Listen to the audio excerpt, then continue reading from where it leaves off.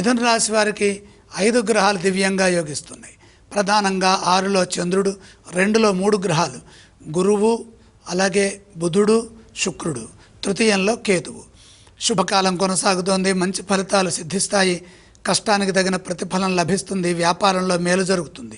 మంచి తెలివితేటలతో నిర్ణయాలు తీసుకొని వాటిని అమలు చేయండి. కాలం సహకరిస్తుంది. మనోబలంతో విజయాలు సొంతం చేసుకోండి. సకాలంలో పనిచేస్తే ఉద్యోగంలో కూడా కలిసి వస్తుంది. ఉద్యోగంలో ఎవరితోనూ విభేదించకుండా సామరస్యంగా ముందుకు సాగాలి. ఒత్తిడికి గురి కావద్దు. సౌమ్యంగా శాంతంగా వ్యవహరించాలి, మాట్లాడాలి. ధనస్థానంలో ఉన్న బుధ, గురు, శుక్రయోగాలు అదృష్టాన్ని ప్రసాదిస్తాయి. ఆర్థిక అంశాలపై దృష్టి నిలపండి. పెట్టుబడుల విషయంలో లాభం వస్తుంది. గతంలో చేసిన కొన్ని మంచి పనులు ఇప్పుడు ఆర్థికంగా కలిసి వస్తాయి. ధనధాన్యాది యోగాలతో పాటు ఆస్తులను పెంచుకునే వీలు కలుగుతుంది. వస్తు వస్త్ర ప్రాప్తి కలుగుతుంది. గౌరవం పెరుగుతుంది. మంచి నిర్ణయాలతో మేలైన ఫలితాలు సాధించడానికి కాలం ఎంతగానో సహకరిస్తుంది. నమ్మకంగా ముందుకు సాగండి. సమిష్టి నిర్ణయాలు మేలు చేస్తాయి. మిథున రాశి వారు ఎటువంటి స్తోత్రాలను పఠిస్తే బాగుంటుంది గురుగారు? మిథున రాశి వారు మహాలక్ష్మి ధ్యానం చేయటం మంచిది. వారు ఏ ఆలయాలను సందర్శించాలంటారు?